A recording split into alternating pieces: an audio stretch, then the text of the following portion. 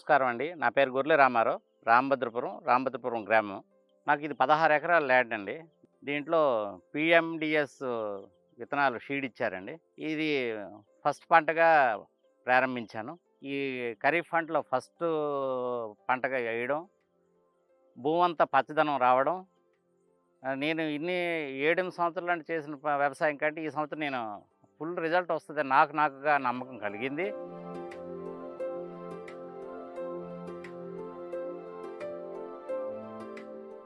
అంతేకాకుండా మన పీఎండిఎస్ విత్తనాలు వేసే దాంట్లో అన్ని రకాలుగా వేసాం. నేను ఈ వారం 10 రోజుల నుండి కూడా ఒకరోజు తోటకూర, ఒకరోజు జనపకూర, ఈ పచ్చి కూరలు కూడా ఇంట్లో వాడడం ప్రారంభించాను.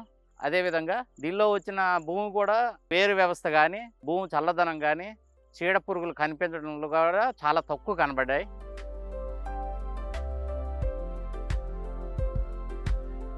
ఇది పంటకు ముందు మొదటి పంటగా మనం ఇది ఏర్పాటు చేసుకుంటే అన్ని విధాలా అన్ని రకాలుగా భూమికి బలం వస్తుంది, వేరు వ్యవస్థ పెరుగుతుంది.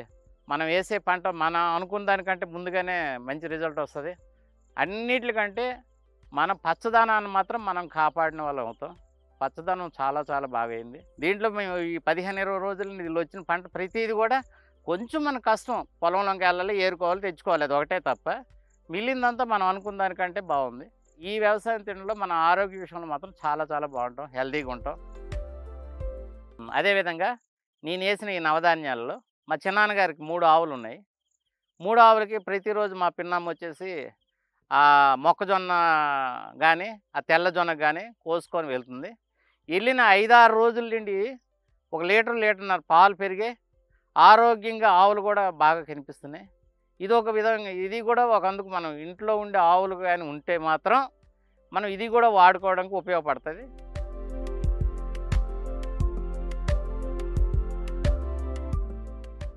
మన ప్రభుత్వం కూడా మన కోసం ఇది ఎన్నో ఏర్పాటు చేస్తున్నారు. కానీ మన రైతులు మనం దేన్ని పట్టించుకోవట్లేదు. వాళ్ళు అలాగే చెప్తారులే, అలాగే చేస్తారులే, అది ఒక 5 నెలలు 3 నెలలు టైం వేస్ట్. మనం దున్నియాలి, పంట వేసేయాలి, దున్నియాలి, పంట వేసేయాలి, డిఏపి యూరియా వేసేయాలి. అది ఒకటే మన కాన్సెప్ట్లో ఉన్నాం. అది మాత్రం కరెక్ట్ కాదు. ప్రతి ఒక్కరికి చెప్పే విన్నపం ఏమంటే, నవధాన్యాలు ముందుగా తొలి పంటగా వేసి తర్వాత మెత్తగా దున్ని మనం ఏ పంట పెట్టండి ఆ పంట మనం అనుకున్న దానికంటే మంచి రిజల్ట్ వస్తుంది. ఈ చిరుధాన్యాలు నవధాన్యాల పంటలు మాత్రం వేయడానికి ప్రయత్నం చేద్దాం. అందరం చేస్తామని చెప్పేసి అందరికీ మనవి. నమస్కారం.